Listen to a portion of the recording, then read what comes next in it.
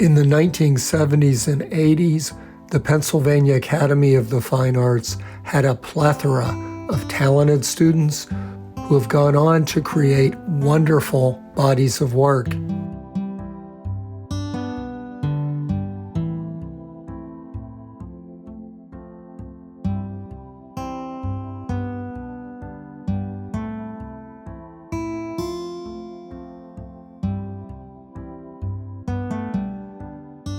I wanted to catch up with one of the very best of my classmates. My name is Taryn Day.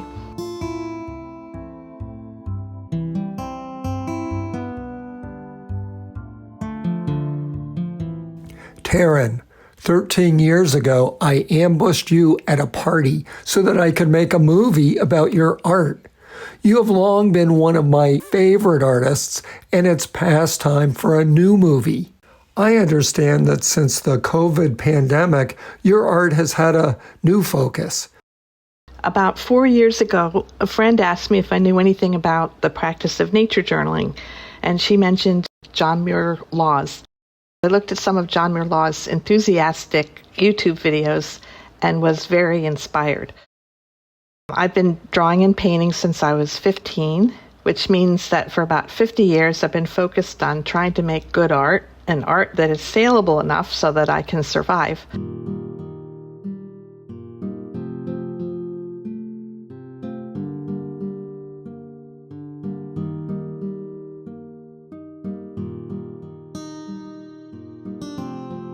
Nature journaling sidesteps all that. The product is not the point. Learning about our natural world is.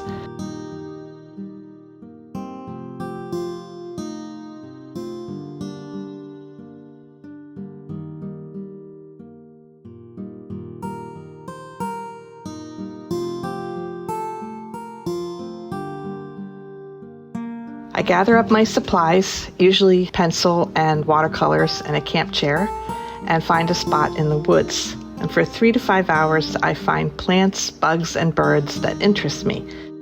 I draw them and look up their names and information using various apps. Did you ever study biology or ecology? Let's just say that I don't have a strong science background, and you'd be surprised at what I don't know. Drawing them is my way of studying them, and the hours spent in this focused observation in the outdoors becomes a strong memory. I sometimes draw maps of the area and use a magnifying glass as well as a portable microscope.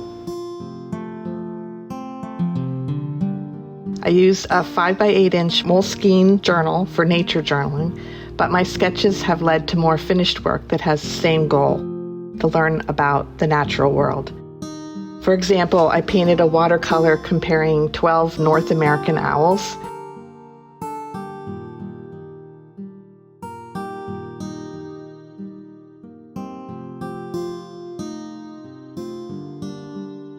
And another of lakeside plants found growing in a small area at Knockmixon State Park.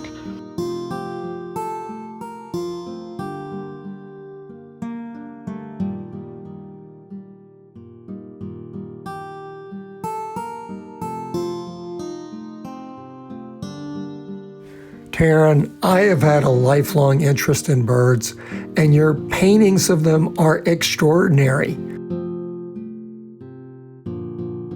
I look at your red-breasted nuthatch pastel, and it's like you've caught something of the inner life of this creature, just like a great portrait painter like Sargent might do with his Gilded Age subjects. You are not a bird painter. You are an artist who paints birds and treats them with great respect and dignity. I want to avoid cuteness, but I suppose I'm after some kind of sympathy for our fellow creatures, and so I try to imagine what their emotional lives are like. I think animals do have inner lives. Different than ours, of course, mysterious to us, but I like to try.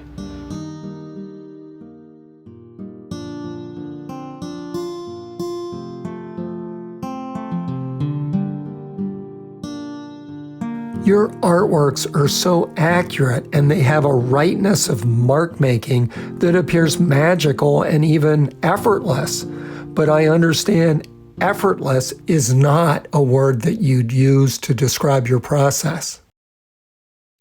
Getting the drawing right has never come easily to me. I've been mad at myself for this since art school, and this is why it can take me forever to finish a piece. I guess I just don't think my work starts to look good, to me at least, until I've spent a certain number of hours on it. I also notice so many variations in color and texture that I really want to keep working until I've given everything its due. Maybe all the time it takes me to finish helps to create the impression that it came easily, but it never has. You are a true master in so many different media: oil painting, watercolor, ink wash drawings, charcoals, and increasingly pastel. Can you talk about your attraction to each one and what makes you choose a particular medium for any given subject? I've worked in oils for so long that I really feel at home with them. I love starting with a thin layer and then building up, wet into wet. I like being able to mix the exact colors I need, and I like the way bright brushes help me to simplify shapes.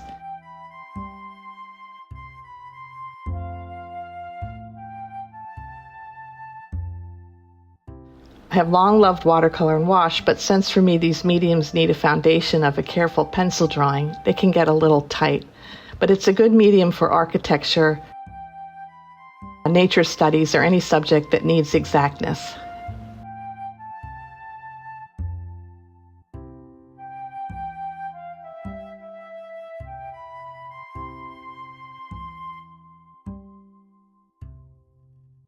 I like charcoal, and especially like it as a medium for students. Light is really what art is all about for me. Light and shadow is what, to me, creates a feeling of beauty.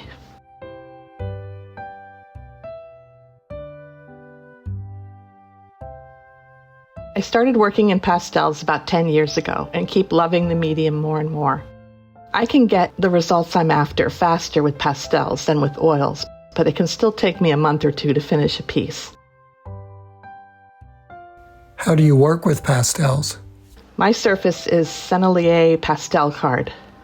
The first layers are not pleasant to put down. It takes a long time to build up enough of a surface so that the roughness of the pastel card is covered. But then the fun of using blending tools to push the pigment around can begin. The early stages feel like drawing, the later stages feel like painting. Lately, I like pastels for everything: landscapes, birds, still life, anything except something that would need complete exactness, like a good likeness in a portrait or the details of a flower. A beautiful color in pastel just looks more beautiful to me than the same beautiful color in oil, and I'm not sure why. Taran, this masterpiece of yours, View of Manioc, from the legendary Thornton collection, is intensely detailed. Using small brushes, you included a wealth of visual information. But you can also work more broadly, such as in this more impressionistic painting, Delaware Canal Towpath. I guess I need both approaches. Working more quickly is exciting, especially when working outside. To sum up a complicated landscape scene in 2 or 3 hours is a good exercise for the brain, and it wakes me up. Spending a long time on a single piece can get me closer to describing how I really feel about the subject, instead of it feeling more like a visual game.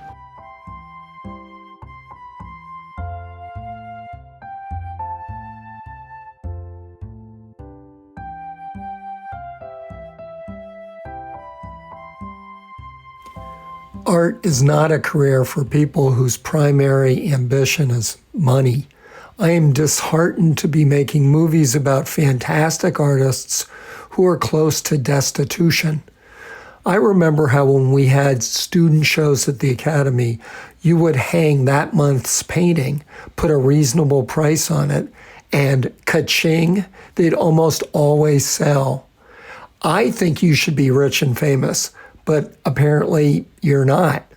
How have you managed to keep painting and avoiding the poorhouse all these years?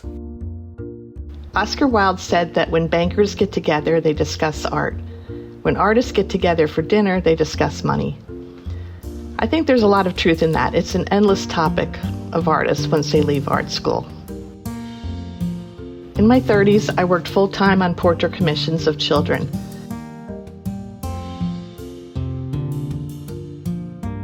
After 7 years of that, it was time to stop. Since then, I've worked various part-time jobs, 10 years at our local library system and 10 years as an evening janitor.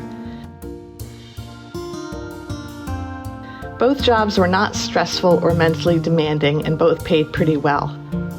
There was just a period of 5 years where I tried to survive solely on painting sales.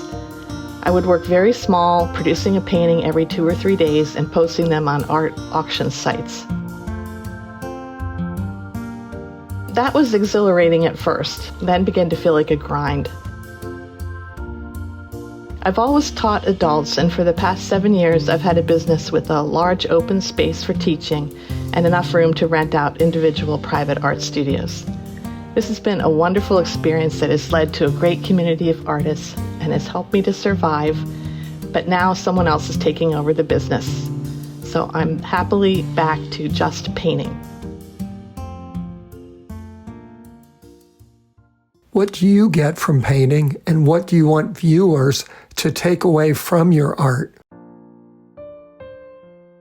That's a hard question. I guess I'm generally in a continual state of astonishment over the beauty of our natural world.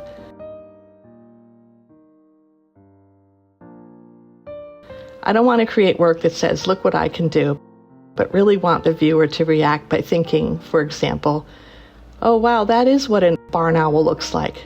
Fascinating creatures, and they are so beautiful. Who or what designed this world? That I cannot answer. But as to who catches the world's beauty in art with such painterly grace, it's Taran Day. What do you look for and get from other artists? I'm not well informed about abstract painting, but I do love realism that puts a big emphasis on the arrangement of shape and the light and shadow contrast, and where the details are less important than the whole. I've always loved and been inspired by Edward Hopper for his strong, somber compositions and his sense of life. He conveys deep feeling instead of saying, look how well I can paint. Let me say something that Taryn never would. She paints exceedingly well, but she gained her hard-earned skills not to show off, but to express her profound respect for and to do justice to the beauty she finds in nature and in human life.